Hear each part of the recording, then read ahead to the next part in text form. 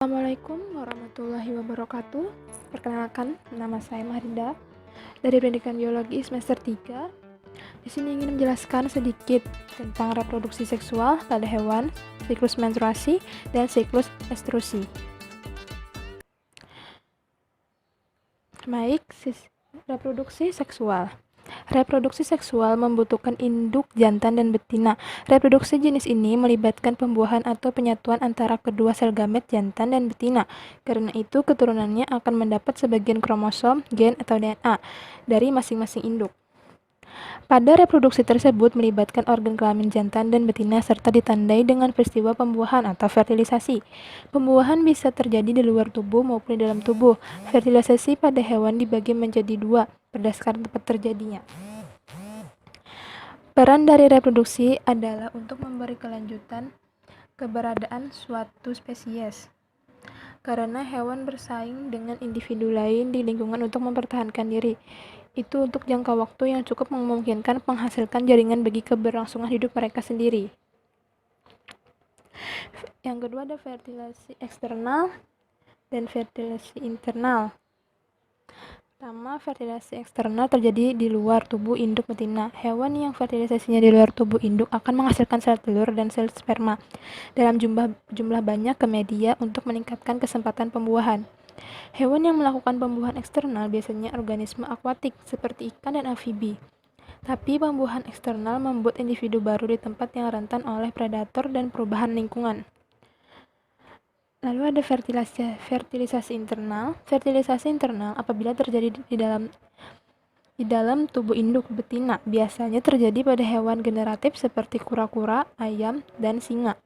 Kopulasi adalah tindakan dalam reproduksi seksual yang dilakukan oleh sepasang hewan dengan menyatukan organ sel untuk memasukkan sperma agar terjadi fertilisasi. Organisme betina akan menghasilkan satu sel telur dari masing-masing ovarium. Sementara itu, organisme jantan menghasilkan sedikit sperma yang dapat bergerak mencapai sel telur untuk pembuahan. Biasanya sperma dihasilkan lebih banyak daripada jumlah telur. Faktor yang mempengaruhi keberhasilan fertilisasi eksternal yaitu predator, suhu lingkungan, salinitas atau kadar garam pada air, dan kadar oksigen. Proses fertilisasi pada mamalia. Yang pertama, oosit sekunder akan berdiferensiasi menjadi ovum di oviduk karena ada sperma yang masuk.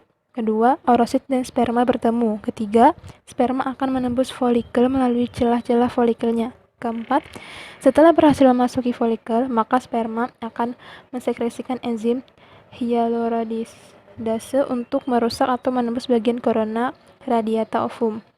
5. Setelah berhasil menembus bagian korona radiata, maka sperma akan bertemu granula kortika, di mana jika granula kortika ini bertemu sperma, maka akan mengikat kekuatan potensial dalam ovum dan luar ovum, sehingga sperma yang masuk itu mati. Setelah itu, ovum juga mengkeraskan bagian korona radiata sehingga sperma tidak bisa masuk, karena jika ada dua sperma, satu ovum bisa terjadi kembar siam. Keenam, setelah bertemu granula kortika, maka sperma akan mengeluarkan bagian nukleus atau inti sel sperma hingga sperma bisa bertemu dengan inti sel ovum sehingga terjadi fertilisasi. Ketujuh, gestasi. Setelah terjadi fertilisasi, maka ovum sperma tersebut akan berdiferensiasi menjadi zigot, di mana zigot ini akan membelah menjadi 2, 4, 8, 16, dan 32 atau morula. Dan morula ini akan berubah lagi menjadi blastula dan mengandung blastosel, di mana blastosel ini terbagi menjadi 3 lapisan, yaitu ektoderm, mesoderm, dan endoderm.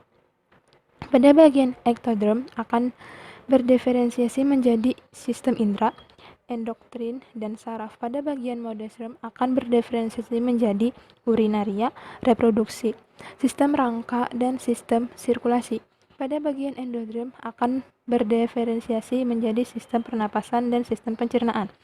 Setelah itu, maka trofoblas bagian luar dari blastosit akan menempel pada bagian endometrium dan akan terus berkembang menjadi janin di uterus hingga kurang lebih 9 bulan. Lalu setelahnya ada siklus menstruasi.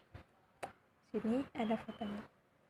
Fase ini akan terjadi Dengan adanya sel telur yang telah dikeluarkan oleh ovarium tidak kunjung dibuahi sehingga mengakibatkan kadar hormon progesteron dan juga estrogen menurun. Sehingga pada saat yang bersamaan lapisan rahim yang telah menebal untuk persiapan terjadinya kehamilan akan meluruh karena sudah tidak dibutuhkan dan akan keluar dari rahim sebagai menstruasi. Selain dalam bentuk darah, lendir serta jaringan rahim juga ikut dikeluarkan melalui vagina.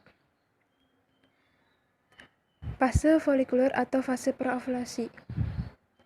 Pada hari pertama terjadinya haid pada wanita, umumnya akan mengalami fase praovulasi atau fase folikuler, yang mana suatu hormon FSH atau perangsang folikel akan meningkat. Keberadaan hormon tersebut akan memicu kelenjar hipofisis dalam meningkatkan kadar hormon lutein atau LH serta FSH, yang mana hormon FSH ini akan membuat indung telur dapat menghasilkan 5 hingga 20 kantong kecil atau folikel.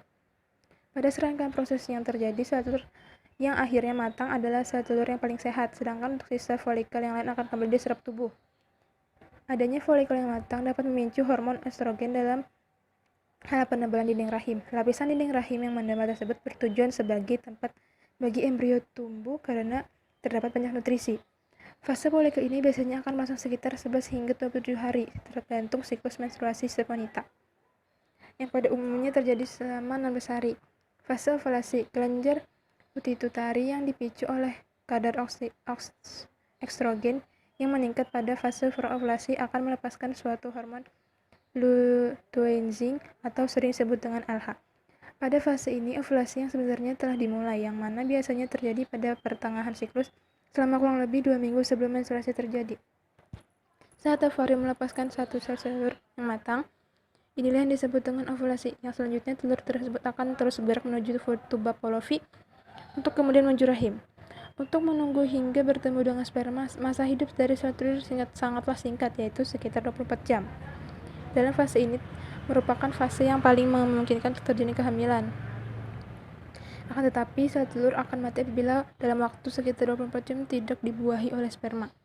Biasanya fase ovulasi akan terjadi keputihan yang lengket serta kental dan warna bening mirip seperti putih telur. Fase luteal.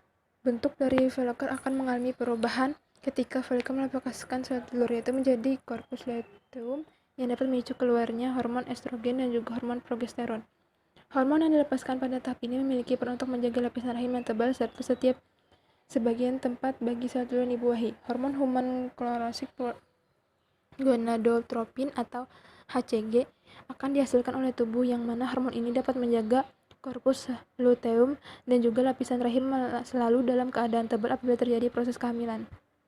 Namun apabila tidak, maka korpus luteum tersebut akan kembali menyusut serta diserap kembali oleh lapisan rahim sehingga kadar hormon progesteron dan estrogen akan menurun dan lapisan rahim akan meluruh. Pada fase ini, apabila kehamilan tidak terjadi, umumnya pada wanita akan mengalami berbagai gejala sindrom pramenstruasi atau PMS dengan tanda seperti perut yang terasa kembung, keadaan hati yang sangat sensitif, sakit kepala, payudara terasa sakit dan membengkak, merasa terus ingin makan, sulit tidur, serta berat badan yang bertambah. Fase luteal ini umumnya akan terjadi selama 11 hingga 17 hari, akan tetapi rata-rata diambil wanita sampai 14 hari. Hormon pengatur fase menstruasi yaitu ada estrogen, progesteron, hormon luteinizing atau LH, hormon perangsang folikel atau FSH, hormon pelepas gonadotropin atau GnRH. Estrus. Pada hewan betina, sekali pubertas telah tercapai dan musim reproduksi telah dimulai. Estrus akan terjadi pada hewan betina yang tidak bunting menurut suatu siklus yang teratur dan khas. Estrus atau birahi adalah periode atau waktu hewan betina siap menerima perjantan untuk melakukan perkawinan. Siklus birahi merupakan interval antara timbulnya satu periode birahi ke permukaan periode birahi berikutnya. Saluran reproduksi hewan betina akan mengalami perubahan-perubahan pada interval-interval tersebut. Siklus estrus dikontrol secara langsung oleh hormon-hormon ovarium dan secara tidak langsung oleh hormon-hormon adenohypofise. Berdasarkan frekuensi terjadinya siklus estrus, hewan dibedakan menjadi 3 golongan. Golongan pertama, hewan monoestrus, yaitu hewan yang hanya satu kali mengalami periode estrus per tahun. Contohnya beruang, serigala, dan kebanyakan hewan liar. Golongan kedua, hewan polyestrus, yaitu hewan-hewan yang memperlihatkan estrus secara periodik sepanjang tahun. Contohnya sapi, kambing, babi, kerbau, dan lain-lain. Golongan ketiga, hewan poliestrus bermusim, yaitu hewan-hewan yang menampakkan siklus estrus periodik hanya selama musim tertentu dalam 1 tahun. Contohnya domba yang hidup di negara 4 musim. Siklus birahi umumnya dibagi atas 4 fase, yaitu proestrus, diestrus, metestrus, dan diestrus. Pembagian yang lain berdasarkan perkembangan folikel dan pengaruh hormon, maka siklus estrus dibedakan menjadi fase folikuler atau estrogenik yang meliputi proestrus dan estrus, serta fase luteal atau progestasional yang terdiri atas metestrus dan postestrus dan diestrus. Sekian presentasi dari saya atau penjelasan dari saya. Semoga bisa dimengerti. Assalamualaikum warahmatullahi wabarakatuh. Terima kasih.